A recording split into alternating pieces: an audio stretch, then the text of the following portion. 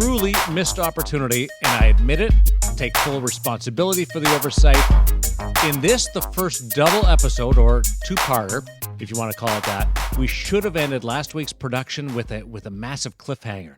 The kind of plot twist that could have sparked water cooler conversations around rinks across North America. Something like, will Kevin Woodley ditch his mask for a Cooper SK2000 next week at his men's league game? Or is David Hutchinson willing to stand back to back with Alex Auld and let the world know his true height? Something really cliffhanger-ish. We could have done.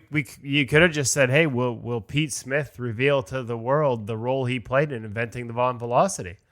Good point. That's another one, but I didn't do it. I just went with the regular episode. I start the show with regret now. It's just hanging out there like Woodley's gloves after he's used them for 4 years. Welcome to episode 20 of InGoal Radio, the podcast. We are underway. I'm Darren Millard.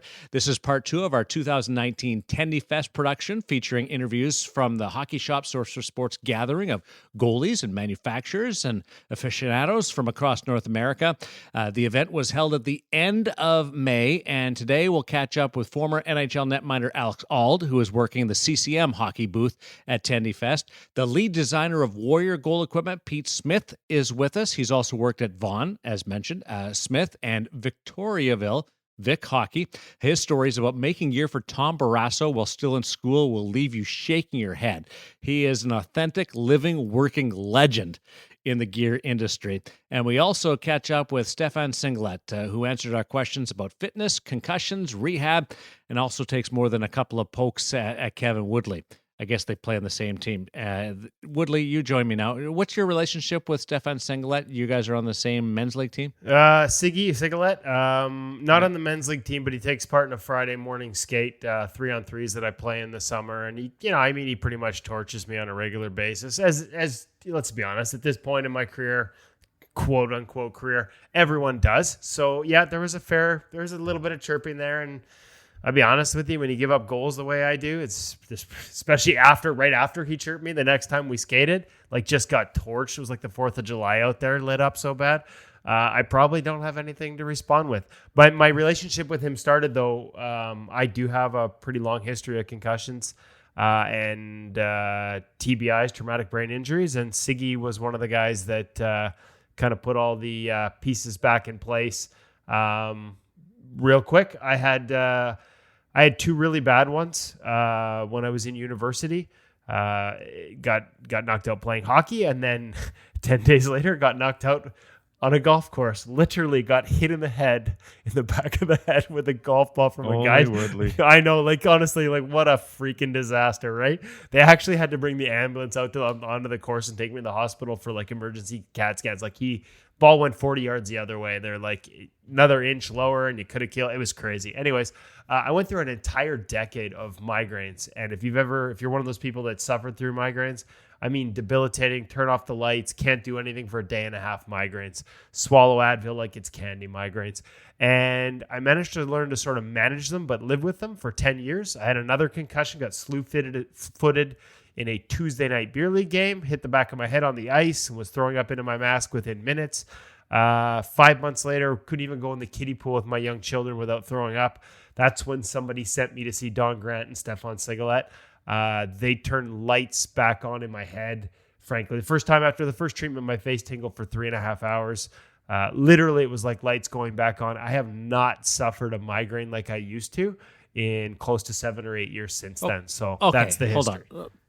That's beautiful. And Steph, it's a really cool interview because we do get into the concussions and training and different things. But how did you get hit in the back of the head with a golf? Were you standing in front of the person hitting the golf ball?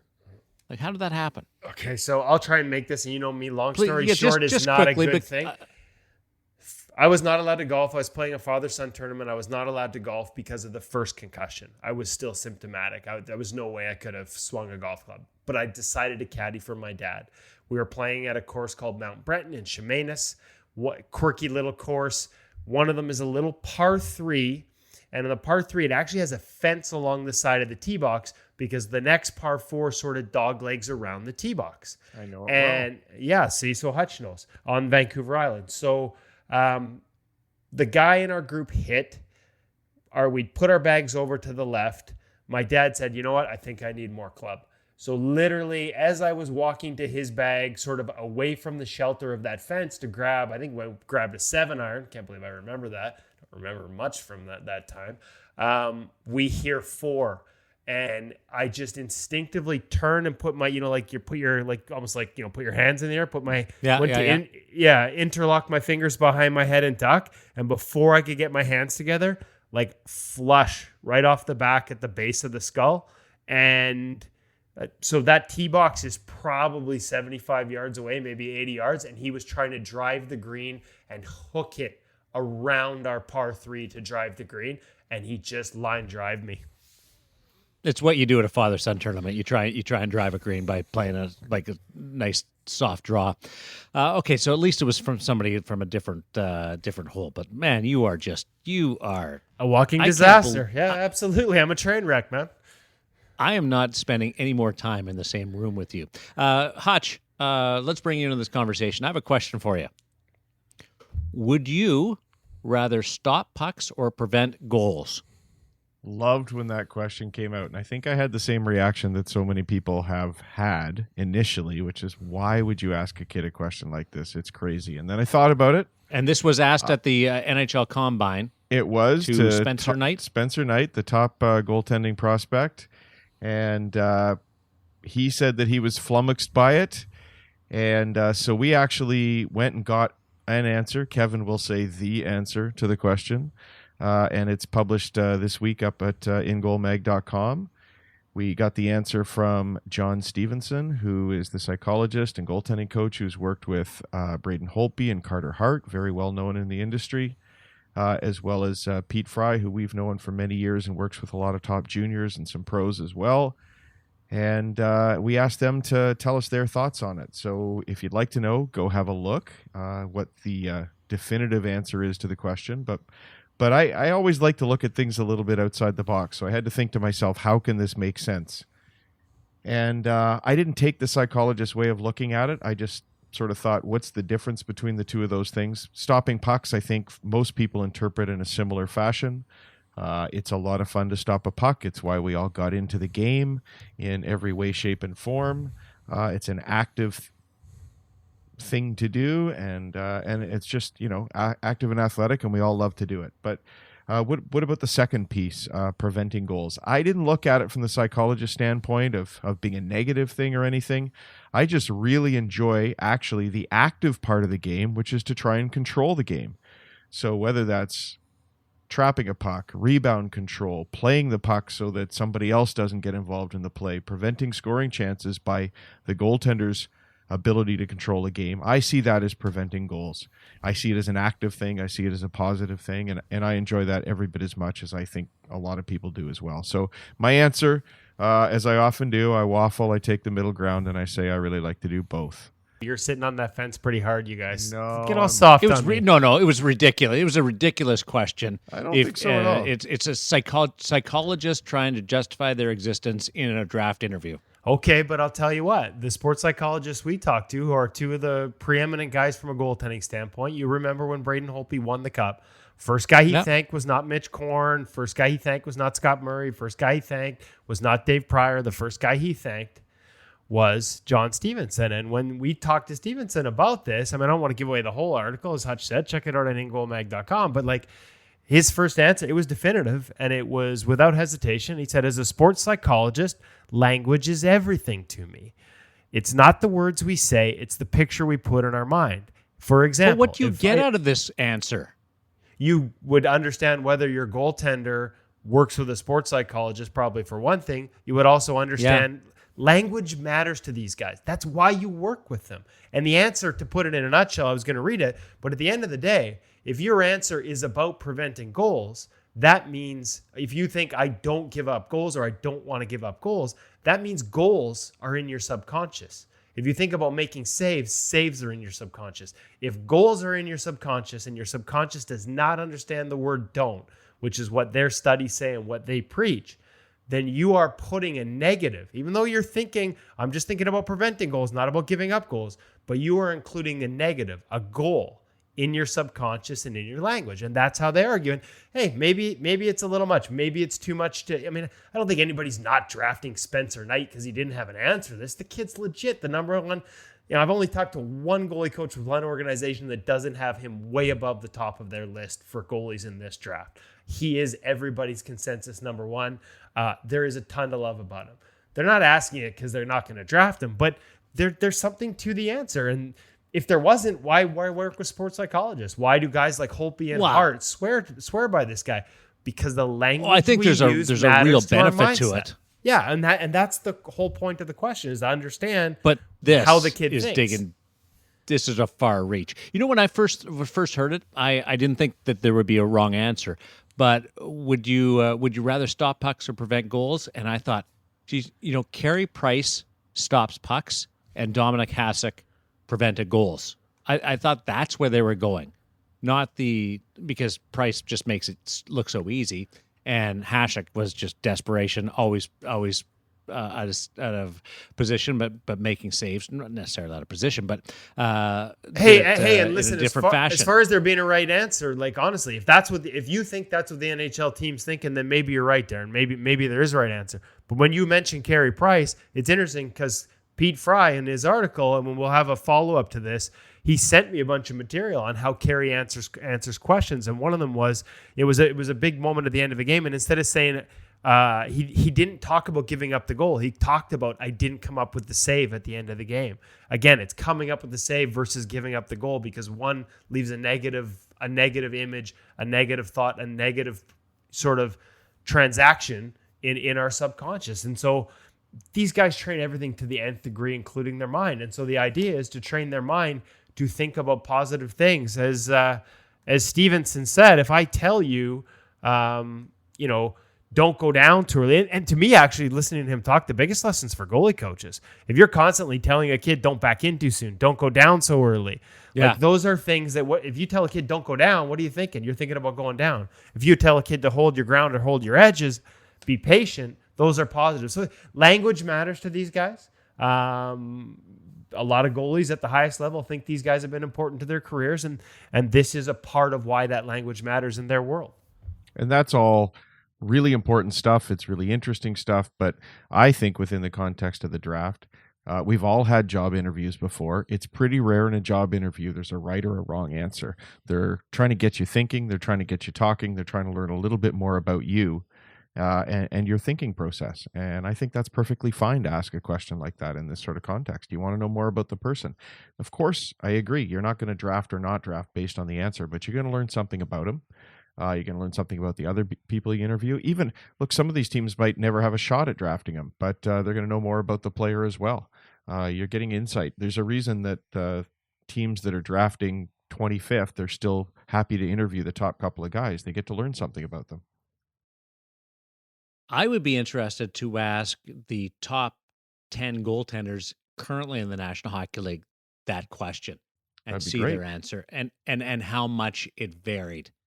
Not just prospects coming up. I thought it was a bit of a reach. I think we've got a project for next year, Darren. I think we know what Holtby and Hart's answer is going to be, but I think you just gave me a project for the next 10 goaltenders I talked to. I think I'm slipping this one in. I think you just proved it's a good question too, Darren, because you said you'd be interested to know the answer. The worst answer is no answer. If you waffle, I really believe you should have one side or the other, but just to sit there and go, oh, what am I going to say here? That would be the worst answer in one of those draft combine interviews. Or saying it's a stupid question. That wouldn't be a good answer either, Darren. Oh yeah, that's what I said too. Hey, listen, you want to know what the best part of all this is, other than it's given us a nice subject to talk about here? It allows us to tease a new relationship with John Stevenson and Pete Fry at InGoalMag.com. So we're going to be. I was fascinated by this, and as soon as I saw the Spencer Knight thing on Twitter and on social media, I'm like, we have to get their opinion, because we knew that this partnership, we were just finalizing it, and it was a great way to kick it off. But these guys are going to be touring Canada this summer, starting June 22nd and 23rd, draft weekend here in Vancouver. Actually, Darren, if you're here for the draft, maybe we got to get you to stick around on the Sunday for the seminar. And just as I screwed you up by trying to show you how to play goal on the restaurant floor after Tendyfest, we'll see if these guys can help fix you on the mental side, because they've got a one-day seminar that they're doing. They're going to teach you all the sort of techniques that they've taught to guys like Carter Hart, like Braden Holtby, like Jeff Glass, in terms of creating mental images, visualization techniques, reset techniques, how to create confidence. There are real active techniques and tools that these guys have developed. It's why they work with the best, and they're going to share that at this seminar. So again, check out ingoalmag.com. We're going to have more stories from them. We're going to delve into this a little bit more, but also an opportunity, if you're in one of the cities across Canada they'll be going to register for the seminar and listen to what they have to say yourselves. I think it is at a time when there is no stone unturned for goaltenders, maybe one of the last pieces for a lot of young goalies that they don't take a look at, and this is a chance to do so in a one-day format. And I hope it doesn't scare anybody away, but we'll be there on the Sunday. Good. Well, I'm a big believer that one of the most important parts of goaltending is the reset and how you handle that, and not enough of emphasis is placed on that. So it'd be fascinating. I would love to attend that. Do a bit of a twist here. Alex Auld, here's a guy who never really got nervous. I wish I would have known this question before we had him on, but he's transitioned from NHL goalie to goalie coach. He attended Tendyfest at 8 Rinks in Burnaby at the request of CCM and joined us on stage as their ambassador. We then spun it in our own unique direction. And listening to the first 15 minutes of this podcast, you know that we can do that in a very unique way. This is Auld's second appearance on InGoal Radio, the podcast, which was a much more comfortable return visit than the first. So right now, we're pleased to welcome you into our live podcast. I'm Darren Millard, along with the InGoal co-founders Dave Hutchison and Kevin Woodley, and we're pleased to bring in former National Hockey League goaltender, current Sportsnet analyst Alex Auld for our initial interview. Are you nervous? Petrified. Yeah. Yes. Did you get nervous when you played? No, I didn't. Really? More nervous probably before a big game if I wasn't playing, like watching from the bench and having to not have any control of it. But playing wasn't really I don't know. I think you just come up through the ranks and you develop your coping mechanisms, and then you don't actually get nervous when you're older. That surprises me. That's kind of freaky. It probably comes down to your comfort level of what, and you're not comfortable being nervous, right? No, but I think you develop it, and then you get used to it, and you realize that isn't something to be afraid of, and it's just normal, and that's part of your preparation, so you almost don't register as nerves.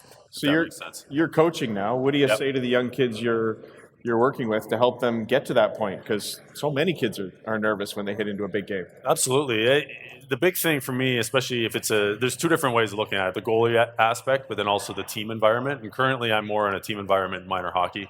But it's about understanding how much fun it is and making sure you're enjoying that rather than being afraid of the worst that could happen. Also making them recognize what maybe the worst thing is, and really like losing isn't that big a deal, especially in youth sports, although some parents and people probably make it a bigger deal than it actually should be. For sure. And I think at the end of the day, just reminding them why they play. It's because you love the sport, it's fun, you love competing, and then the wins and losses aren't as important if that's your focus. This environment, this Tendyfest, you've never been here before. That's right, first time. What's your observation? I think it's great. I mean, a couple of things have stood out to me. How knowledgeable the players are, the parents. They seem to know everything, all the ins and outs of the gear, the different models, different glove breaks.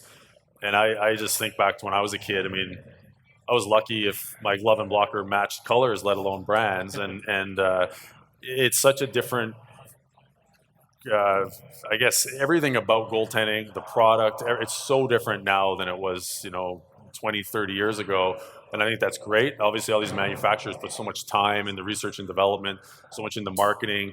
And an event like this, like the Hockey Shop putting on, it's awesome that everyone can come together, see everything, test everything out, actually take it on the ice. That was unheard of, too, back when I was growing up. And it's it's such a great turnout, and it's a celebration of the position, really, which is a lot of fun to be a part of.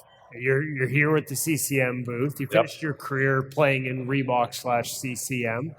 When you pick up a set of pads these days, like, is it remarkable to you how far they've come in terms of how light they are and all the technology that goes into it? Yes, but I'm not that old.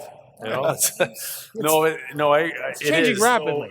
So it's funny. So yeah, I finished. I wore Reebok Premier for my last 7 years I played, and I look at the ones we have here today, and it's like the evolution of what I wore, and the ones I still have in my garage. It's funny, like I have some of the things like removing the knee cradle and all that stuff, which I did on my own, is now part of the pad. So maybe I was ahead of my time, so that's why they don't feel so different. But it is creative. I mean, the weight is probably the biggest thing, and I can just tell from the materials and the different foams that the protection level in the key spots, like I look at the arm and chest and having the D3O padding in the right spots, is like that would have made a world of difference for me. But they've just continued to push the envelope, and you look at some of the pads and although it's still a rectangle, I mean, the shapes and how everything's so functional, and there's so much science behind it all. It's incredible. Now, I got a question, because you've been working, and we're watching these kids get fitted over at the CCM booth. You've been working over here all day. I've been on the ice with you when you were coaching more with NHL goaltenders as clients, and you showed them the Francois Lair test. Have you taken a stick to any of these kids and done the Francois Lair test? And for those people that don't know what we're talking about, like, explain what that would have been like as a pupil playing in the NHL under Francois Lair, how he tested your gear. Well, I was told the insurance wouldn't cover it, so I couldn't impale any children with a stick. Yeah. It's generally frowned upon. Essentially, it's funny because Frankie would get ripped a lot for teaching the block, but there's definitely a time and a place for it. And what it was, if we were in block, that means you're in a block and nothing gets through you. And he'd have you go down on the butterfly, and he'd take a stick and he'd basically spear through. And if the stick could get through between your elbows and your arm, then you weren't sealing enough. And that's strength, but also equipment. And so how you'd have to make sure everything fit together. And I mean, you think back, and there have been a lot of people that have driven equipment innovation, but Francois Lair is definitely one of them, along with CCM and before that Reebok and the Lefebvre family, and the way they developed gear and made sure everything worked together properly. And that, I think that's another big aspect, is that the interaction of one piece to the next piece. It's not just the glove by itself, it's a glove and how it interacts with the arm and chest and your pants and your pads when you go down, and how that all works together. That's something where I think he was a real driver of that innovation. I think both the insurance companies and the parents here today are probably happy you aren't doing it, because I've seen it, and it's kind of like the Game of Thrones, though. It's like a battle scene out of the Game of Thrones. You're like literally like just giving her with this stick on these poor guys, and they're just got to hold that hole, no holes. I'm kind of glad we were talking about me doing a demo here today. I'm kind of glad we didn't. No, well, that's right. You got to have everything on, like I said, and there's no sticks here to do it. So I'd pay extra for you to do that demo. Alex, on Kevin, please. Next year. Yeah. Alex, I'd love to know, just as we're looking back a little bit, us older guys often think, if I only knew then what I know now. In your short time away from the game, at least playing, is there anything you look back on and say, just I wish then I know what I know now? What have you learned, whether it's technical or whether it's some gear you had? What's changed for you in the last 5-10 years? Oh, well, I think anyone thinks that way about life, but about the position specifically, absolutely. To me, I was never shown how to look at the puck properly, how to address it with my head, how to track it properly. Like, this is, for me, I think, there's the terminology of it, whether it's head trajectory, tracking, all those things. Like, to me, it is such a driver of the functional movement and everything we do as goaltenders. That would probably be the biggest thing.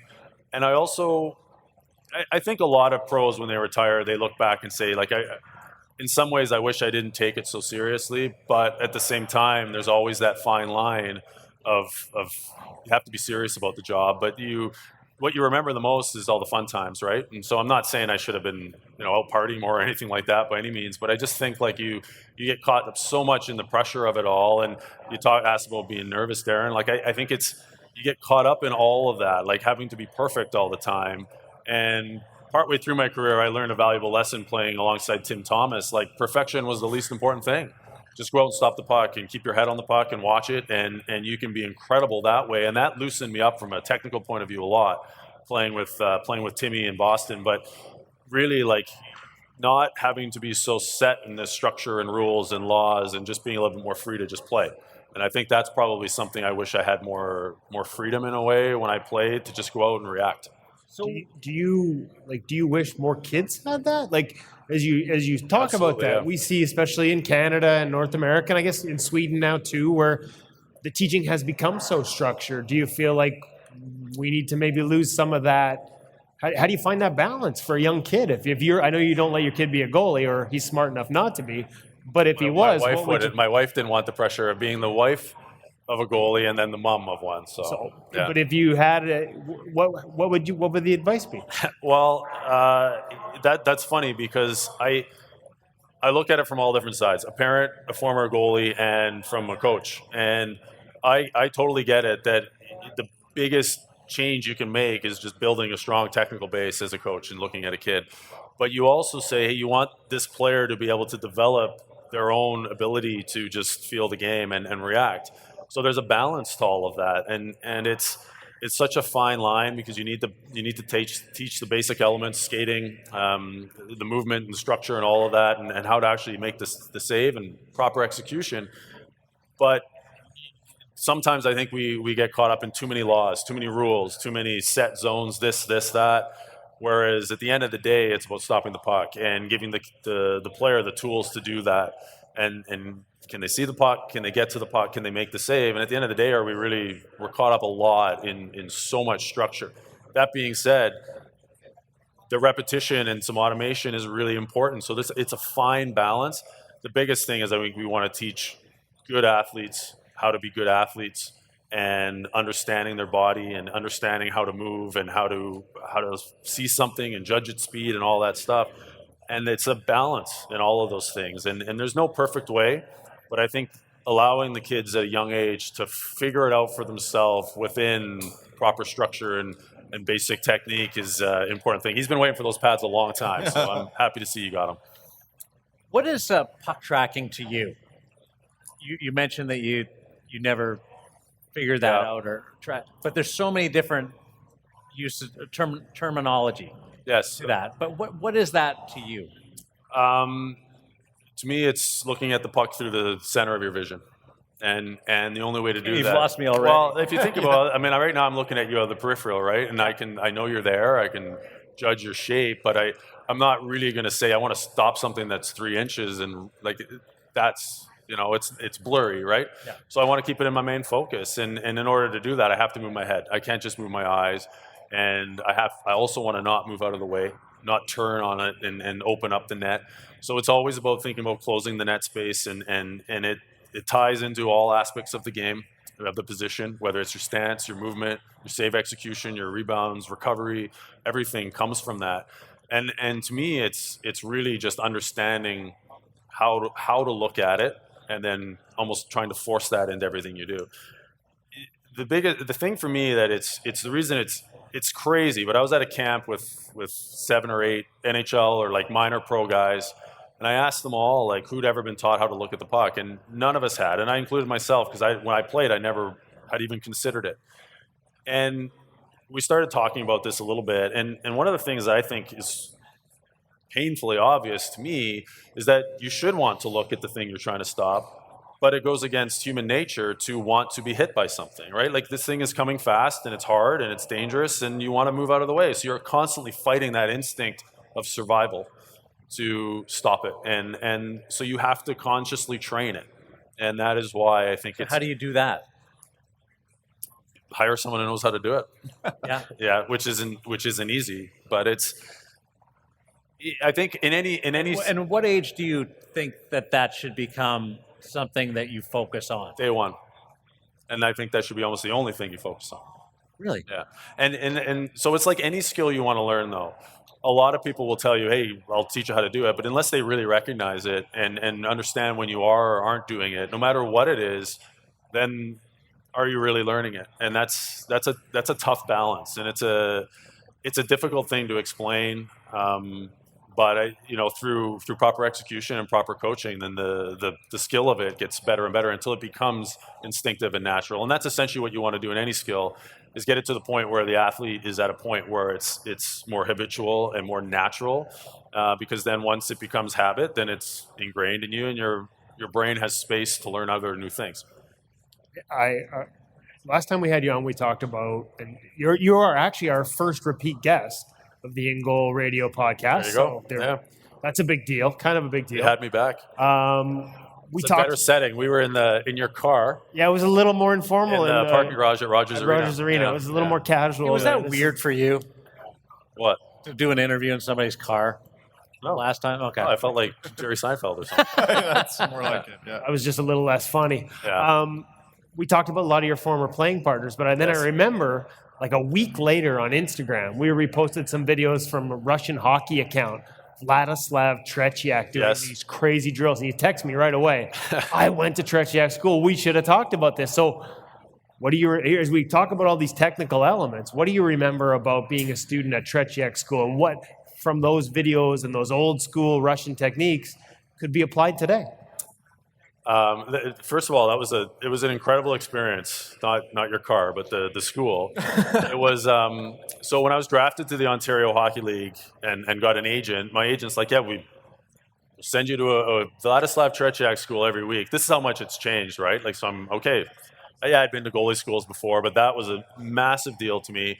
Went to Toronto for a week for, I guess it was 3 summers, and it was great. Vladdy's on the ice every day, full gear, not doing the drills with us, but demoing like movement and stuff like that. And I was really fortunate as well because he was the goalie coach with Chicago at the time, and Jeff Hackett was their goalie. And I was in Jeff Hackett's group all 3 years. We were basically partners. So that was an incredible experience to see the way a pro goalie worked and the details and everything, the competitiveness and how he was really intense. And it's funny, we laugh about here in Vancouver about the Elias Pettersson death stare. Jeff Hackett's death stare to these teenage shooters when they would go high on him was hilarious. But all the off ice, Tretiak had the red book, and it was everything you needed to know about goaltending, on ice, off ice. My parents have a signed copy of it at their house, actually. And all the off ice drills, like all these things, like having a stick and rolling it off your hands and catching it, and then doing it with a partner, and hand-eye stuff. And the Russian dancing was the comment that I don't ask me to do that here today, but my pants are too tight. But we do the Russian dancing and like quick feet, like side to side. And I think a lot of it shows you, though, Soviet era training was in a lot of ways like advanced, especially from the natural side of things. I was going to say, in that era over here, they just had beers and butts between. Exactly, and they he brought that to this camp, and I think the biggest thing I took away that you could take forward was just how hard the high end guys needed to work. But there were the competitiveness, even something as simple as after the drill was over, I pushed pucks back into the net to get them out of the way so I didn't step on them.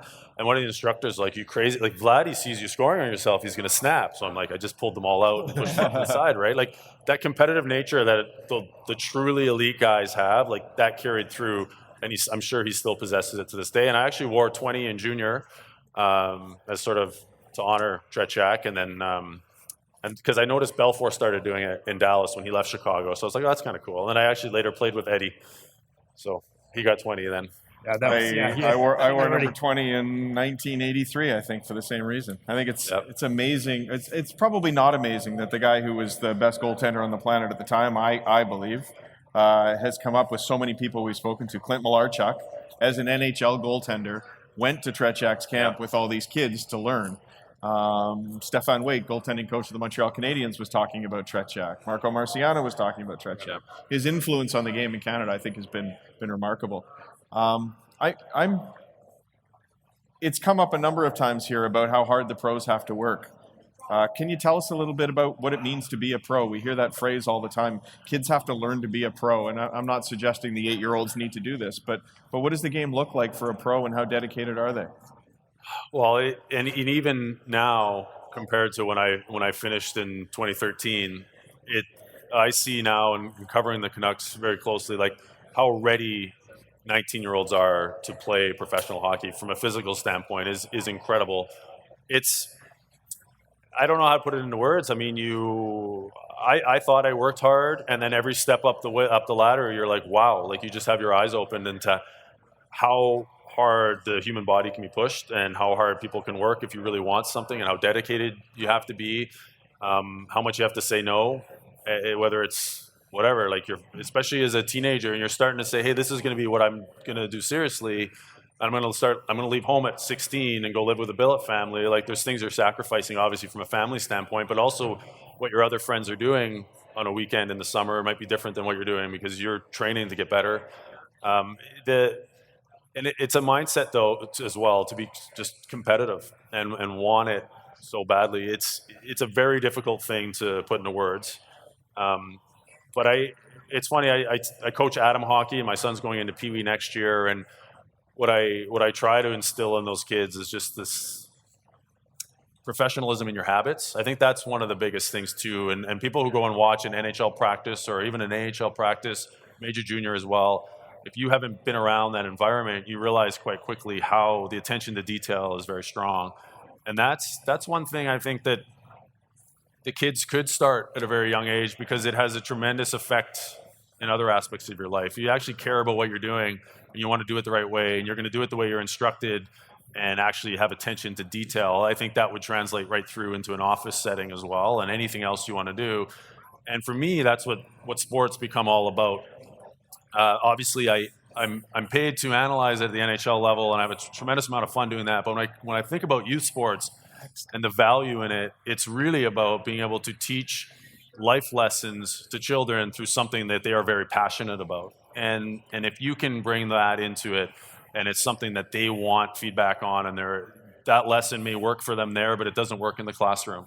And that's where I feel it's incredibly powerful. And if it's, hey, you care about this is the way to do it the right way, and that helps you show that you care about your teammates as well. And that's professionalism in the sporting environment, I think. We have a presentation to make to you. Oh, yeah, that's right. You mocked me for wearing the backup towel. You thought it looked ridiculous. No one was more backup than me, and I never wore one of these. Well, this is why we have to make you. We figured it would. I mean, with all due respect, we figured you needed to have one. It's warm. Where was it? Where did you have this? You don't want to know. Yeah. That's why we have an extra one. I'll put it on. Here we go. We get a clean one later. Okay. Thank you. Alex Auld, ladies and gentlemen. Thank you. Thanks, Alex. Thanks, Alex. He rose pretty good from your car to a big stage, Woody. Like you did a good makeup job there with Alex Auld. Yeah, it was. Hey, listen, you see it. He's a big dude, right? Like big goalie, and my car wasn't there. It wasn't very big, so he squeezed in there, and we had a little more room for him at Tendyfest. Hey, Hutch, you're like a mini Alex Auld. You shave your head. A little bit, yeah. You're right there. Yeah, I try and cover up that there's not much covering it up. And I was really happy that we were sitting on chairs so I could almost be the same height as him. We're going to get him to voice our intros too next year. Congratulations going out to Tuukka Rask, Jordan Binnington, who led the Bruins and the Blues to the Stanley Cup final. But InGoal Radio, the podcast, also sends a stick tap to Oscar Dansk of the Chicago Wolves and Charlotte Checkers stopper Alex Nedeljkovic, who backstopped Vegas and Carolina's AHL clubs to the Calder Cup final. And in the Kelly Cup, gentlemen, the championship series of the ECHL, Pat Nagel and Michael Garteg of Newfoundland and Toledo were the number one goaltenders there. So I want to acknowledge the championship series goaltenders from the three levels of professional hockey. And I'm just going to stop short there with the ECHL before everybody starts going about all the other leagues going around and your local men's league. Our next guest also didn't play in the NHL. Like Pat Nagel and Michael Garteg in the ECHL. In fact, he struggles to talk about himself as a goaltender of any kind. But Pete Smith loves the position. He's an equipment designer. If you don't know his name, you certainly know his gear and his impact and his contributions to the sport. His story is saturated with moments of utter disbelief. Like, did that really happen? Smith's start in the industry cannot be repeated today. It just couldn't happen the way he got involved in designing goaltending equipment. He's one of the most fascinating interviews that we've conducted. He is the lead designer at Warrior Goal, but that's only the most recent of his business cards. Here's Pete Smith on InGoal Radio, the podcast. This is wild, folks. Back on the stage with the InGoal Radio live podcast with Woody, Hutch, and Millard, and now bring in Pete Smith, the equipment designer. For how many years have you been designing gear? Oh, around 32 now. Started when I was in high school. Were you a goalie growing up? Yes. Oops. Oh, good start. Wow, we just lost Pete's microphone. Pete has done a lot of work over the years with various manufacturers, and also had his own name on goalie equipment with Tim Thomas during his time with the Boston Bruins, right? Not quite. Tim came in much later in my career. The one goalie that I was most associated with early on was Tom Barrasso. I was still in high school when I started building gloves for him. He was still with the Sabres. He went to the Penguins, and my leg pads were available at that time, so he was one of the first guys to try him. And how did you get hooked up with Tom Barrasso? I had an association with the company Vic early on, and they had a lot of guys on the Buffalo Sabres using their sticks, so the sales rep was in there quite a bit. I don't even think Tom ever used our sticks, but the rep had access to them and showed him, I think, the gloves. And Tom immediately started wearing them. And I then ended up going to college in a town that was not far from Buffalo. So I actually would go down there and see him. And I'd go home to my parents' house on Long Island on a weekend and build him something. And so it was a weird situation because I went to a school where there were lots of Sabres fans, and Tom Barrasso's calling me up on the suite telephone, and, friends of mine that are Sabres fans are answering the phone, and Tom Barrasso's on the other end. So that was quite interesting times, We're just such kids. And Tom, who seemed like, a full-fledged adult to me, who was probably only 21 or 22 at the time, he was a serious guy. I think he was always a serious guy. Very professional. But intense. Intense, but luckily I never really got the wrath of that intensity. He was amazingly good with me for a long time. We worked together for, I think, around 14 years. And we certainly didn't become, great friends or anything, but he always was really very good to work with. Whereas someone like Tim Thomas is a much more personable person, a downright friendly person, but extremely difficult to work with compared to someone like not meaningfully difficult. Yeah. Just what he needed was sort of elusive, and so it was a constant quest. Where someone like Tom Barrasso was a guy that you get it right once, and then the key was don't change it. That's what he wanted. We've got a lot of kids here, obviously, enjoying the game today, especially out on the ice right now. In many ways, I think you're probably living a dream of a young goaltender who loves all the gear they see, and then you started at home. Can you walk us a little bit through I want starting to know at how home? high school guys building gear for NHL. It's unreal. How do you go from there to where you are in the industry today? Can you walk us through a bit of it? It started out, I grew up on Long Island, and in the 80s, playing ice hockey was cost prohibitive. It was difficult because there were a few rinks. So hockey was relatively big, but it was mostly roller hockey, deck hockey. So I played a lot of roller hockey. The equipment would get shredded. So I had to start fixing my own stuff. And I was never a great goalie. And I certainly wasn't going anywhere. And I was just obsessed with the equipment. So at some point, my dad had bought my mother a sewing machine that she literally never used once. It just sat there. So as I started repairing stuff, I started to get more insight into how the stuff was actually built. And just got me thinking, like, I think I could do this. So I started teaching myself how to use this sewing machine, and it wasn't the type of machine that would allow you to build usable products, but I would still build like little parts, and I'd add them onto my chest and arm pad, and that's really how it started. And then growing up on Long Island, because there's so much like boating and sailing, there's a lot of canvas shops around. And my dad was a sailor, just as his hobby. And so he didn't know anything about sewing or anything like that, but he was familiar with canvas shops. So we went into one and found a friendly guy who gave us a bunch of info about industrial sewing machines and all that. So the first thing I did is I took an old blocker apart and copied the parts, tried to make patterns, and to me now it seems almost impossible to think that I actually stuck with it, because I was just like any other impatient kid, like did terrible in school, didn't apply myself to almost anything, but I was so obsessed with goalie equipment that the prospect of actually building something of my own. And back then, colored goalie equipment wasn't really that available yet. Right. So that was the thing that was in the back of my mind. you were I doing could that. make colored goalie equipment, So it's a bizarre thing, no doubt about it. But I developed quickly. It Were was your like, parents supportive, or yeah, were they? extremely.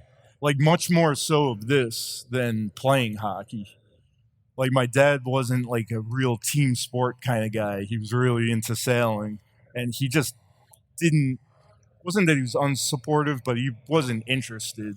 But he's a woodworker also, so the idea of crafting stuff was far more interesting to him than me playing sports. And I was also big into music, which they were supportive of that too. But the idea of crafting something he was very drawn to. So he wasn't able to help me per se, other than being supportive, taking me to the boat place, giving me some money. Yeah, I mean, there's so much luck involved in everything. At least that's my theory on life, is most things are luck. And I got lucky that I had parents that could help me buy the first machine and buy the first little batch of materials. So How do you go from there to working in the industry beyond your own stuff? So I started building gloves, and there was a local pro shop that was taking my gloves in on consignment, and the first set sold. So I built another set and I brought them in, and the head sales rep for Vic, which was a Long Island company, the U.S. half of it, they were there. The guy was there. And so he's checking out the gloves, and Got to meet this kid. he's like, "You got to come to the office." His dad owned the company. You got to do this. So me and my dad went to the Vic office, and they were one of the front runners of Asian manufacturing. They were building stuff in Taiwan. So What year is this? 1987. Okay. That is early. So, like, very quickly, we struck up a deal. I gave them patterns and some instructions. They gave me a percentage, and I then went off to college and received royalty checks once a month while I was in college, Fantastic. which made for some good eating, I guess, while I was in college. So that was the beginning of it, and it made it difficult for me to really concentrate on school. I was never a good student to begin with, but having this thing kind of waiting for me back home, like Did you stop during your college years? No, I would really work my hardest during college breaks. Like, I would go home and I would work insane hours to try and maximize what I could get done. Vic had me fly home a couple of weekends. I think the first gloves I made for Barrasso, I don't know if they were the first ones, but I do remember flying home to make stuff for Barrasso. It was actually quite stressful, because even though I was making these pro-level gloves, I still had an extremely small amount of experience. I was very much at the beginning of this, so I was jamming my sewing machine up to the point that it would break. So the stress of flying home and having a sewing machine break, I had no idea how to fix it. I was still screwing up making this stuff. So a lot of things were going wrong and could go wrong. And it was a lot of pressure. And I still feel a lot of pressure even 32 years later or whatever. I think you went from trying to figure it out how to build equipment to really being known as a guy who innovates in the industry and then try to put your own ideas into something. I think it's just, what are you proudest of through that career? What innovations that you've created are you proudest of? I don't know that I'm necessarily proud of any specific innovation. I think just knowing who I am and the trouble that I had applying myself to things as a kid, I think I'm proud of the fact that I was able to just keep sticking with it, because it really was difficult at times. It was unpleasant at times. It was unsuccessful a lot of times.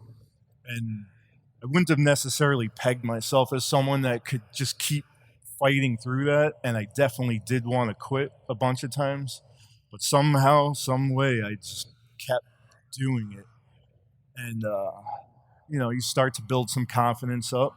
Like, there's just no replacement for experience. Like, you don't even realize it's happening, but at some point you kind of look back, and I could look back now and realize that, there's the whole 10-year or 10,000 hour thing. That turned out to be true for me. Around that 10-year mark is when I really started doing what most would consider very good work. And that was the beginning of things really rising up. And because my career was quite unimpressive. Like, Tom Barrasso won those 2 cups using my pads, but that didn't lead to anything. Things actually only got worse. So They weren't a traditional pad, right? no, not at all. So the market wasn't ready for it. I don't think I was ready to run a business quite yet. It's just a lot of challenges. And so luckily, I was able to just kind of scrape by for 10 years. And then I started working for other companies. And that's when the work, I think, started to really get good. And, I started to work with other people, and I came to realize that aspect of working I love. I'm extremely lucky now to have the guys I work with. We have just a small little goalie team at Warrior. It's Neil Watts is a designer, and he's involved in all the strategizing. Kirk Allen is a product manager. He's involved in strategizing, and he's absolute expert at these kinds of events, being face-to-face with people. And then we just got a new designer about a year ago, a guy named Roger, and he's coming along nicely. So we have an amazing little team. We're all tight-knit. These guys are all very smart. And we have fun just really strategizing the business. Like, we're always thinking of how can we move this thing forward. And Warrior is great. They really let me kind of run my category like it's my own small business. It's not that I have a final say on every single thing, but they do kind of let me just do my thing, and it's fun still. How would you describe your equipment, your philosophy? One of the catchphrases we use is performance-driven innovation. And what that means is having a purpose and a meaning to everything we do. Because sometimes you come up with an idea and it seems like it could be interesting, but we force ourselves to think, what benefit will this really bring? Like, if someone challenges us with a question, what does this do? We have to be able to explain it. And we use that as sort of a test to, is this legitimate or not? Because it's too easy to try and do something quirky just to try and be different, but then find that it doesn't actually improve the function of the product. Like, function is everything.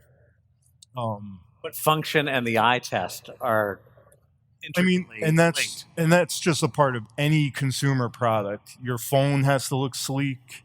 Your whatever has to look good. And I learned that lesson sometime early on. The Barrasso pads are kind of like that. That's a great point. I'm not saying they were the greatest functioning pad, but if they were the greatest functioning pad, I was still failing in terms of, is this product sellable? Is this what the customer wants? And I wasn't looking at the full picture back then. I was very narrowly focused. I was inexperienced. Now I would say I'm probably quite good at seeing the full picture. That's probably one of my stronger points. And our equipment is still a little bit out there. It may be a little funky for some people. Just it's a little different looking, but it's not really an issue anymore. We've stuck it out again. It's 8 years I've been with Warrior, and we just keep slowly improving, and we keep gaining trust with the customer. Like, it's enough years now, people know that when they buy our product, they tend to not have problems with it. They tend to see improvements in their game, and it's just building from there. But as a designer, you absolutely have to take all things into account. You have to take the manufacturability of it into account, which is something I definitely did not do in the early days. And I found out pretty early on when I was still with Vic, I got to meet some of the gentlemen from the Taiwan factory, and they were like, these products are very difficult to make. And I'd hardly made any of them. I was just making samples. Mm-hmm. I wasn't in production, so what did I know? But that stuck with me. Yeah. And ever since then, I do try and take that into consideration. What were some of the stops along the way between Vic and Warrior? I mean, we obviously know Smith when you did your own thing and that challenge there. Some of the steps leading up to Smith and what ultimately took you to work and starting your own company. So once I was done with college, and I didn't complete it, but once I was done with college, I went back to my parents' house for about 9 months, and that's when Smith Hockey really started. And actually, when I was still in college, Aeroflex, which was a company that did the flat face pads that Reggie Lemlin wore, and they were kind of floundering themselves, and so I went in, and they wanted help with some design work. So that was just a consulting job. So then I did Smith Hockey, and back then, with no internet, I had to sell to dealers, and it was almost impossible. So at some point, I started selling to Don Simmons Sports in Fort Erie, and they closed down, I think, didn't they? Reopening? Yeah, I think they ended up selling it to somebody. So eventually, they had gear with the Simmons name on it that was being built by Bodum, another relatively smallish company outside of Toronto. And they just wanted a little more, security. They didn't want to be dependent on just Bodum. So they wanted to set up their own factory. So they kind of forced me into coming to work for them to do that. And it turned out to be a good thing. Like, anytime you make a move like that, you're going to learn things. I came into contact with all kinds of new people, and I learned a lot. And from there, I wasn't crazy about what I was doing, though. There was no original designing. That wasn't their thing. They wanted to just have products that resembled good selling products that were already out there and sell them for less. So I kind of got pulled into something that was the opposite of what my interest was. So Vaughn called, and they wanted a designer. And as it turns out, he wasn't necessarily looking for someone to do modern... Excuse me? Mike Vaughn? Yes. Yeah. He wasn't necessarily looking for me to do real modern designing either. He just needed someone to do designing. And so I had come with a prototype of... Like, the box pad was dead, but I was going to bring it back. At least in my mind, I was going to bring it back. I'd been living in Buffalo while I worked in Fort Erie, so I was watching Dominic Hasek play a lot. And, he's reinventing the game, but in my mind, like, the gear wasn't doing exactly what it looked like it should have been or could have been doing. So I started thinking more deeply again about what could a pad do to play that style. So I started messing around, and it just kind of took the form of a box pad. So I brought that with me when I went to Vaughan. And so I kind of just tinkered with that on my own for a while.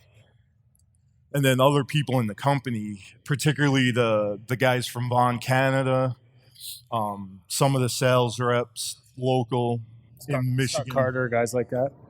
Yeah, well, the guys at the factory, guys like Dave Nugent, Kevin Collins, Steve Fowler, these guys would see it, or they began to see it, and our pro rep in Michigan, Brian Beals, I think his name was, they were getting excited at the prospect of a more modern pad that we could make a real splash on the market. And, Mike, I think, was becoming more interested. And so, but they showed a lot of excitement. And then I think, that caused Mike to get more excited about it. And it took off from there. It was great. That felt like a little bit of a moment of vindication, I guess, finally. What line was that? Velocity. Okay. So it felt like a number of years of kind of knocking my head against the wall and really starting to doubt myself a lot. I definitely did not consider myself a good designer, like in those years leading up to that. I really don't know what I considered myself. I was just scraping by. What was your breakthrough at the Velocity then? Well, it addressed the emerging style of play, like butterflying often, actually starting to do some butterfly sliding. And part of what happened is early on when I got to Vaughan, Tim Thomas was playing for the Detroit Vipers, which is just 10 minutes down the road. So the pro rep brought him in, and I wasn't going to have anything to do with that meeting, but Tim had mentioned that he used to wear the Vic Smith box pads in high school. So the pro rep called me over the loudspeaker, come up front. So I meet Tim, and we hit it off right away. And so I show him what I'm working on, and he took it with him. And the next day was a Saturday, so I went to watch him practice, and he gets off the ice, and he's like, you got to try this, you got to do this, you got to do that. So he became my co-test pilot. I started playing again at that point, so I was testing him. And he played an important role for sure, like, because he just playing at the level he was playing at, he was coming up with issues that I wasn't going to come up with. Like, he was one of the early butterfly sliders, and that was an important eye-opening thing, that I need to create pads that can effectively do that. So it addressed a lot of those things, and in a lot of ways, a lot of what works in pads today is kind of built off of that foundation. I was going to say, so for young goalies, these are things that they're part of pads. They never imagined there could be a pad without it. So when you talk about Tim, and that's the Vaughan Velocity line, again, we're talking about things like the knee stack and a pad that rotates and is designed to sort of rotate around you and have a landing area. And those weren't common things before that. It didn't exist at all. Like Ed Belfour was another guy who was an innovator in a lot of ways. And he was trying to get his pads to land square, and but he was doing it with no knee lift. So he was really just landing down on the ice. I'm really not even completely sure how he played like that. But so it's just, part of succeeding at anything is keeping your eyes and ears open. And I feel like I was getting quite good at that. Like, I had my own ideas, but I was really trying to take it all in. What were goalies doing? And it just felt like something was happening, that things had to change with goalie pads. Like, they were not designed to do what goalies, at least some goalies, were now trying to do on the ice. How has that evolved for you now? Like, into Smith and now with Warrior, as you said, you started playing again. So you're still on the ice now? Yep. How do you, because Warriors become known, you've a number of innovations since you've joined them, that trends that have been copied around the league and by other companies in terms of some of the things you've come up with. Where does that process start? Where does it come from for you? Is it being on the ice? Is it just watching other guys? Is it conversations? How do you come to those ideas? I mean, all the guys in the goalie team at Warrior were all goalies. So we really just try and think about, what do we want the product to do? There's no thought of innovation at all. Like, innovation to me is really just a name for finding the solution to what it is you want the product to do. So that's the key. What do you want the product to do? So that just is brainstorming conversations, and that just leads to the direction that we want to try. And, you know, as an example, just going back to the ritual arm pad, which is a rather mechanical, you know, what's the idea? Well, I don't want to feel pucks when they hit me, and I want to be able to bend my arm. All right, so how do you achieve that? So that's the beginning. I remember we did some of the early reviews and testing on that, and I mean that was incredibly unique product. And sometimes when you do something as different as that, not everybody sees it in the same light. So like, as an example, from there you start to think, well, a player's shin pad has been quite a good design for a long time. You could take a very hard hit to your shin and it doesn't really hurt. So we've decided we'll try and put shin pads on your arms. And Perfect. you know, so as you go, all kinds of problems arise, and that's where you end up with a very innovative product. But really all it was a product that you kept having to find solutions for each new little problem. You tweak one little thing and it presents a new problem. Well, you just keep coming up with solutions, and the end result they call innovation. Pads, glove, blocker. What's your favorite thing to design?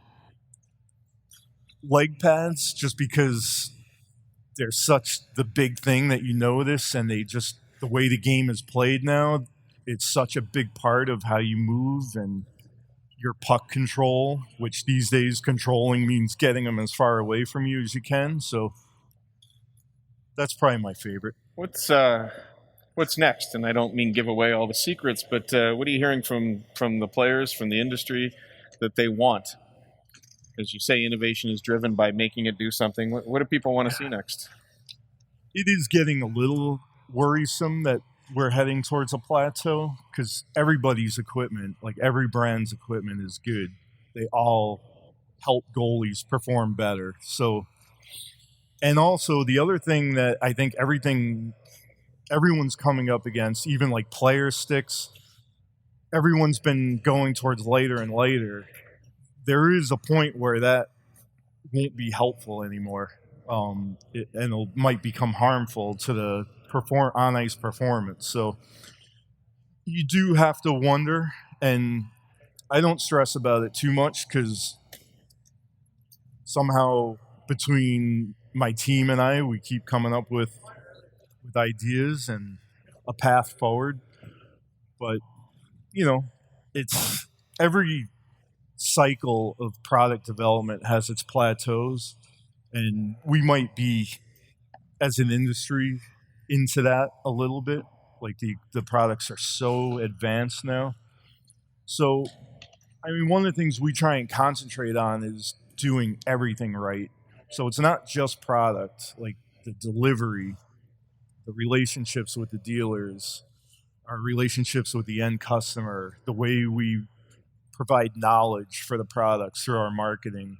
Like, we take all of it seriously, and we try to look at it as a whole package, and all of it has to work equally strong, because product's not going to be mind-blowing year after year. You got to have the other things that are adding the support that brings people coming back.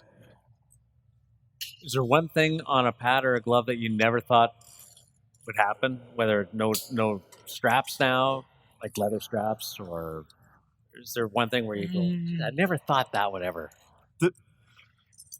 The thing that surprised me most probably in products is something that I had absolutely nothing to do with, but when skates started to become composite materials, to me sounded like the strangest thing I had ever heard. Like, it just didn't seem to make sense to me when I first heard it. I hadn't even seen one yet, but I had heard, I don't know if it was Easton maybe that was the first, but that to me seemed amazing. And it is kind of amazing still that that's how skates are built. But I don't know, with goalie equipment, I think I've just always been too close to it. I can't even think of anything. but certainly the flat face seemed like it had come and gone. So it was good to see that was able to, the time needed to be right, and it came back. Well, we're all better because of your involvement from a high school student to college and now with Warrior. We really appreciate your innovativeness and your contributions. Thank you, Pete. Oh, thank you so much. Thanks, I appreciate it. Pete Smith, ladies and gentlemen. And thank you for joining us at 2019 Tendyfest. Thanks to Source for Sports and the Hockey Shop as well. Appreciate it.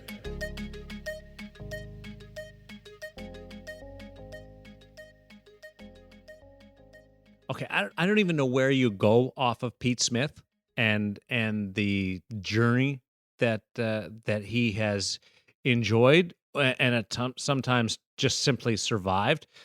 But I mean, from Tom Barrasso now to his current role with Warrior, boy, that was a real ad for the folks at the hockey shop at Tendyfest. It was incredible to hear him talk about those things, Hutch.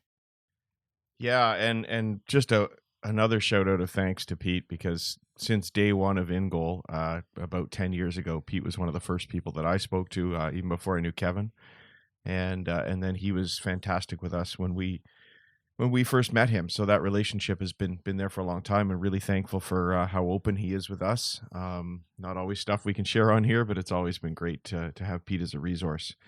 And for me, I grew up playing round about the same time as Pete, and I remember tinkering with that gear, tinkering with my upper body protection, what little of it there was, tinkering with my pads, as many of us did back then. And so in many ways, Pete was living the dream that many of us would have loved to live, and just so impressed to see what he did at such a young age. Just the fact that he shared it too. Yeah. Not a guy who likes to talk about himself. Yeah, for true. the most Very part. true. I mean, he's a pretty shy guy, and especially when you throw a tape recorder in there and start asking him to do it on the record. But to come to Tendyfest, to be a guest of the Hockey Shop Source for Sports at Tendyfest 4 with Warrior, and to get up on a stage and do that in front of everyone else is, that's not his natural element. And I thought he did a really good job of it. So appreciate that, and appreciate the Hockey Shop Source for Sports in Surrey for having us out and flying Darren out for Tendyfest 4. And, you speak there and you talked at the beginning, introducing Pete, that this is not a career that could happen. And I think that's a perfect tie-in to the Hockey Shop, frankly. Talk about a guy like Cam Matwiv, who we would normally be talking to right now for our weekly gear segment. Of course, this week, the gear segment was the interview with Pete Smith, brought to you by the Hockey Shop and thehockeyshop.com. So we don't get to hear from Cam today, but some similarities there. Cam is a guy who started young, was doing some goalie coaching, got involved at the Hockey Shop, working in the goal department, and is now like he's worked his way up through his passion for the goaltending equipment to the point where he's part of the buyers group for Source for Sports through the Hockey Shop, where he has a voice on industry stuff, where he's invited to the same types of factory tours that Hutch and I have been on, with CCM, with Warrior, with Bauer. He goes to the factories and he sees how it's made. And I think, to me, when I think of the Hockey Shop, it's that passion that they have in their staff, that knowledge base, that understanding, which is why I've always gone there. Of course, I'm lucky. It's in my backyard. It's always made sense. Not everyone gets that opportunity, but they've done a great job of sort of bringing that same passion and understanding of equipment to their online presence, whether it's with reviews, chats, feedback. You can check them out at thehockeyshop.com. We've talked over the past couple of weeks about the selection. They've got all the latest stuff, but to me, it's the passion and understanding. And I think you've heard it in Cam, you hear it in the rest of the staff there that work in their goalie department. They play the position, they know the position, they know how to help you play the position better. And to me, there's a lot of similarities between all the guys that work there and a guy like Pete Smith, and it's the passion for goaltending. And that's why I'd recommend you check out the Hockey Shop Source for Sports in Surrey, or check them out at thehockeyshop.com. I did. In fact, I ordered 2 cages through thehockeyshop.com. So that's You guys have me just hooked on that thing. I'm always on the hockeyshop.com reading the reviews. I flip back and forth between the InGoal.com and the InGoalMagazine.com and the hockeyshop.com. It's now what I do.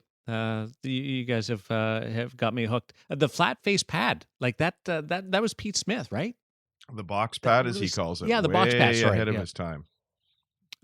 I'm working on my terminology. Thanks for bearing with me. The concept of it. Concept of Yeah. a landing gear and an E-stack and a pad that rotates and butterfly and drop. He played a role in a lot of that stuff. Absolutely, as he talked about.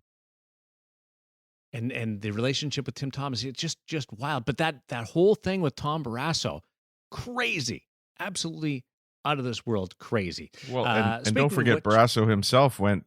Don't forget Barrasso himself went straight from playing for his high school hockey team to playing for the Buffalo Sabres.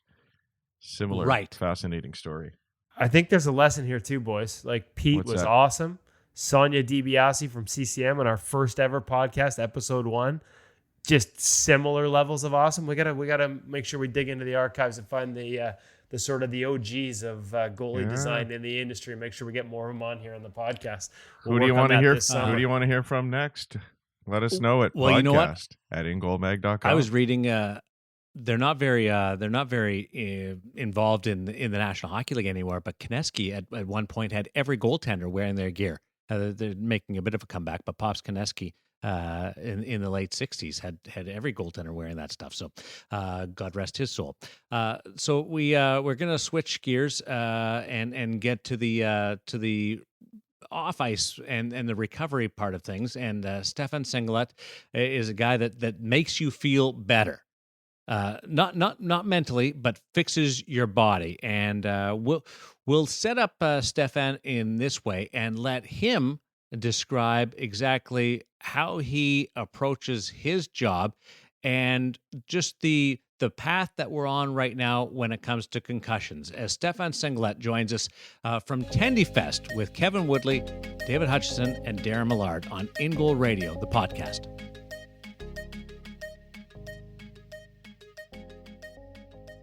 Back here on stage with the InGoal Radio podcast, Darren Millard, Kevin Woodley, Dave Hutchison, Stefan. Okay, you can look at him Sigalet. too. Okay. So Stefan Sigalet, you're a physiotherapist, you're a chiropractor, you're a sous chef. Tell us what are you and how do you help athletes? I'm a chiropractor by title, but as I was saying to Kevin, like Kev knows me quite well.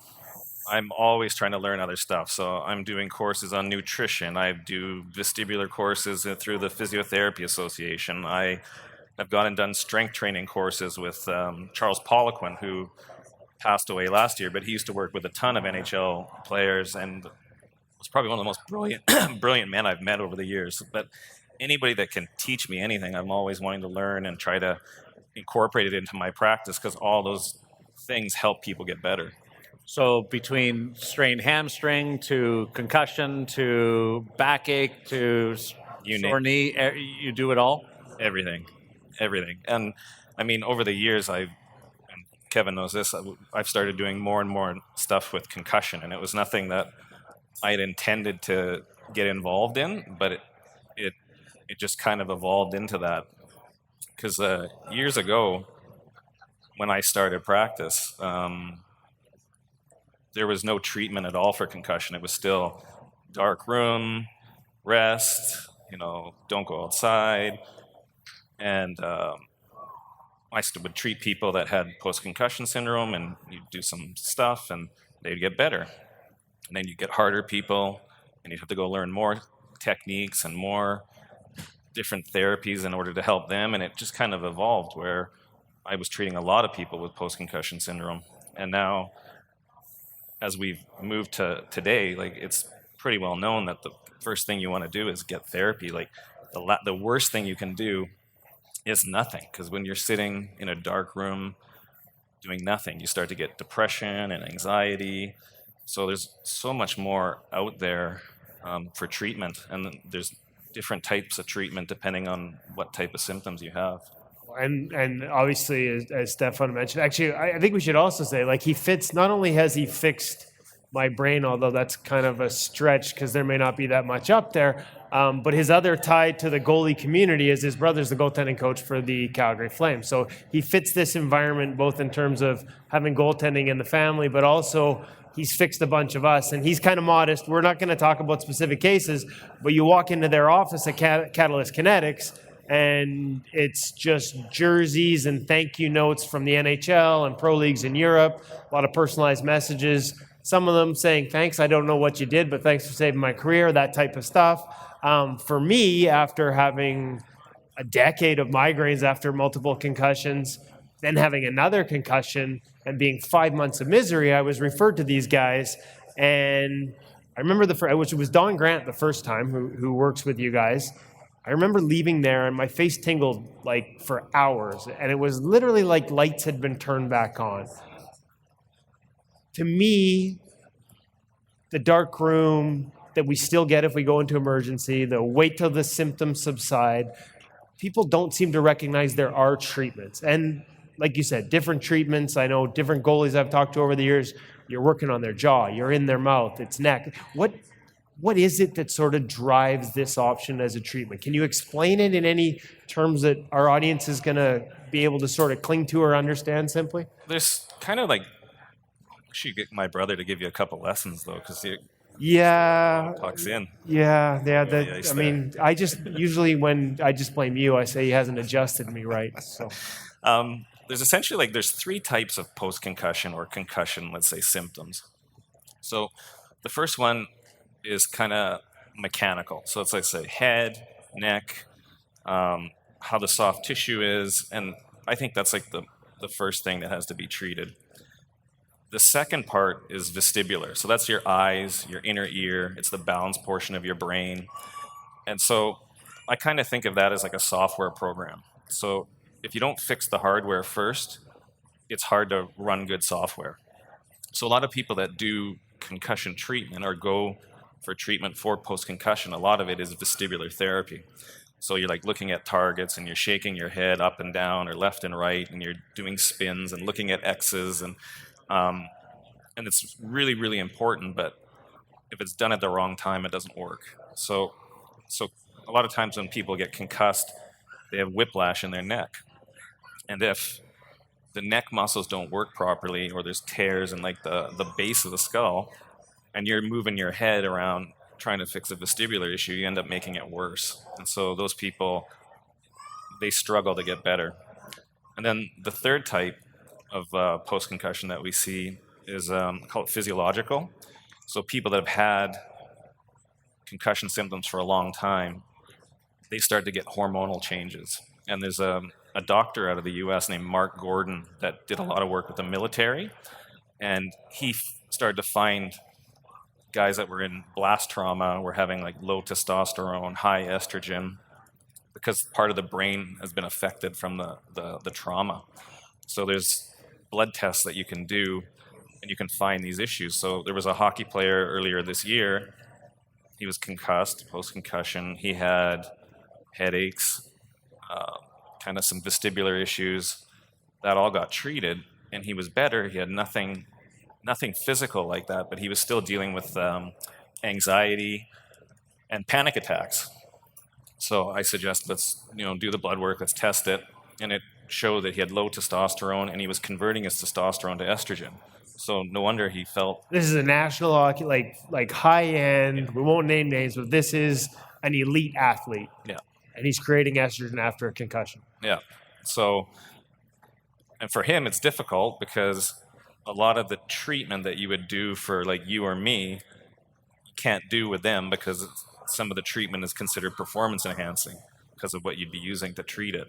So we had to do it the long, slow way, but he got better, everything got normal, anxiety went away, and he feels great now.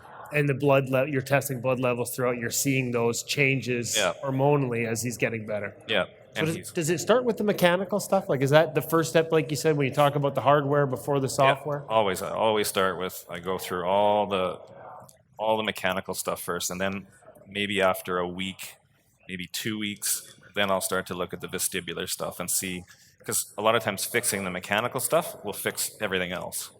But I always do it in that order: mechanical, vestibular, and then if somebody's still not getting better or they just still don't feel right, then we go down that hormone route.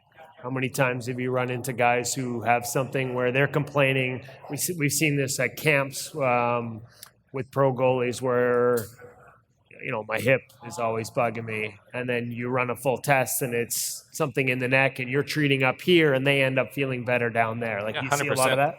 100%. It all ties together, right? Like everything starts top down. So, and I always try to treat the whole person. If you come in with a foot issue, I'm looking at your pelvis, I'm looking at your knee, I'm looking at your hip, and a good therapist should do that. They shouldn't be just looking where the pain is, because pain is not always not the best indicator of why something hurts. It's figure out where it's coming from, and then you treat the whole person, and a lot of times those symptoms disappear as you start to create function back. So, yeah, if you came in, doesn't matter what you come in with, I'm always going to look head and neck and pelvis. They're part of every single visit with me. Unless I come in and just say, I can't stop the puck, and then you just look at me like... Just show you video. Yeah, we know. He scored a few goals on me, folks. You should see how angry he gets when he gets scored on. Well, you should see how angry he gets on a podcast when the audio's not working. He's telling me, he's like, these new pads. He's like, these new pads are not broken in always yet. a technical Everything's going through his 5-hole. I don't come with an excuse. What have I got? Hutch, you had a good one. Yeah, well, they call me Dad on the podcast because I think it's because I always pull out the goalie dad card, and It's because you're old. my son just walked in over there after being out on the ice. I'd like to know a few things from the perspective of a parent, but I think the first one you brought up earlier is why do we feel like we're seeing so many more concussions in youth hockey and sport in general? I think there's two reasons, and in my own opinion, there's two reasons. We are better at diagnosing and seeing it, and there's more and more tests coming out, and more awareness through coaches and athletes themselves too. But I think the thing that people don't talk about is that, if you think about it, if you're a taxi cab driver and you're driving on the street all the time, you have an increased chance of being in a car accident. So I think with kids today that some kids are on the ice more than most NHL players. They're playing winter hockey, they're playing spring hockey, they're playing summer hockey, and they're playing so many games that the exposure to being hit and concussed goes up. There's no off season for some of these kids. Kids come in, they've played 120, 130 games in a year. Yeah. So your risk goes up just because of how much exposure you are to the ice. And I mean, we talk about nutrition is a big thing. Kids need proper nutrition if they're competing at that level all the time. And if you have nutrient deficits, it opens you up to be more chance to being injured. So I think that's I know when I played hockey, I still play hockey, but I know when I played competitively, there was an off season, there was time to rest, and that's a really important thing, and I think it kind of gets overlooked today with a lot of youth hockey. So recommendations coming out of that, though. What are you saying to youth parents and youth hockey players if they need to change? Play less? Have Take a rest? some downtime. Yeah. I was at the Burnaby Winter Club the other day, and I had to laugh because there was a sign, and I hadn't been there in years. It says, "Your kid doesn't play for the Canucks." Yeah. And I thought it was kind of funny, just reminding parents that kids need to be kids sometimes too, and be doing other sports. Just being. What do you think about what youth associations are doing today? Are they doing enough? Are they doing the right things? We hear about you got to have your preseason concussion testing so that we know where things are later. Is that the right protocol? I have no problem with that. Yeah. The thing is that you can, a lot of those baseline, we do baseline testing at the office as well, but guys can pass baseline tests and still have symptoms. So the baseline testing does a lot of visual and a lot of probably more on the vestibular side of things. So you could have no vestibular issues past the baseline, but still have headaches, neck pain, other issues. So it just gives you it gives some parents some peace of mind, but there's no perfect test yet. I know there's some research of a group out in Surrey that's trying to a new device for treating and testing for concussion, but it's still really, really early stage. Do children need more time after concussion than an adult, or Nah, there's no real timeline. Sometimes I think, I see somebody and they've had... Kids heal bones and bruises faster. They do, usually. Yeah. But it's not like there's so many factors that are involved. Like nutrition is a big thing. If kids are not getting enough protein, enough minerals in their diet, and they're training, it takes them longer to get better. I'm big on nutrition with kids and getting proper amino acids, proper proteins, and zinc. Zinc is huge, especially for boys. Zinc increases testosterone levels, and it helps with almost every single thing on the body. You should cut Kevin's down then. I don't think anybody's ever accused him of having too much testosterone. It's really getting personal up here. I'm from a goaltending aspect. It used to be groins or knees, then hips, concussions. But what part of the modern game taxes the body the most? The modern game for goaltender? What type of injuries would you see from goaltending now? Lots of shoulders. I see a lot of goaltender shoulders. Well, Kev got ran. Somebody took him out in the net. So concussion, neck injury. I think you're seeing a better job of guys taking care of their groins. I don't think you see as many. No, you don't see as much as you used to. But I mean, a big thing, you see a lot of groin injuries at the beginning of the season, and you see it a lot in skaters. And I think the reason for that is because guys, when they train during the summer, I think it has to do a lot with foot position. So when you're training, you're doing your squats, your deadlifts, a lot of it's toes straight, and when you're walking, you're training feet are straight.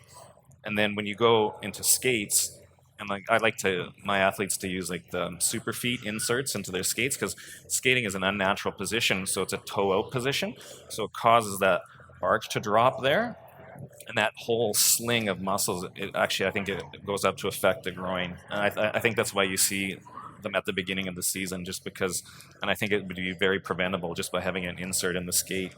So super feet in the skates, not in your shoes or anything? No, because you should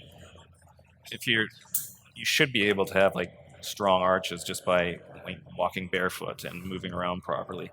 But skiing, skating, even soccer, I like soccer players to have an insert in there too, because it's it's a foot out position, holding handling the ball.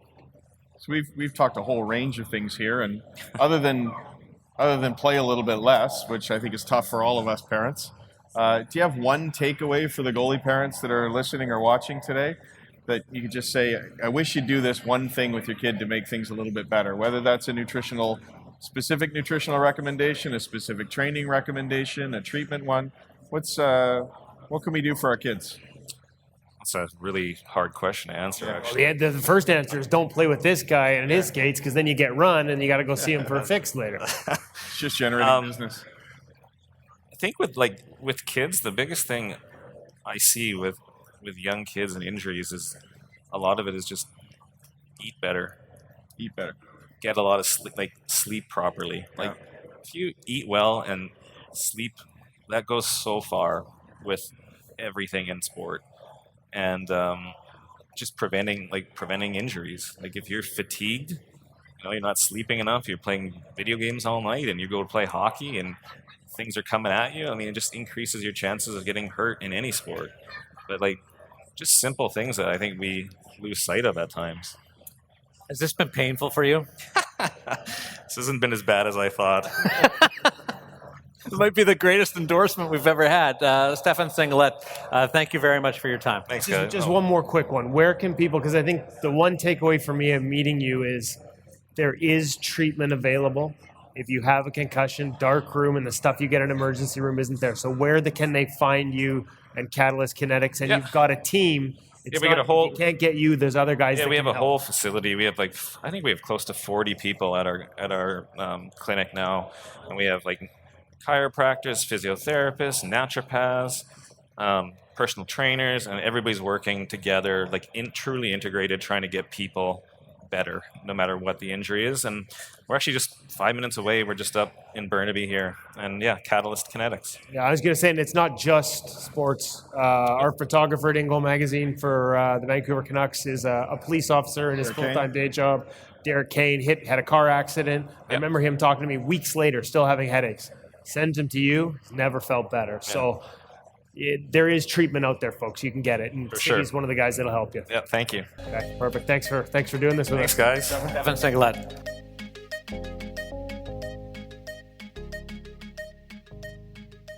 Stefan Sigalet, who fixes bodies and takes care of Kevin Woodley.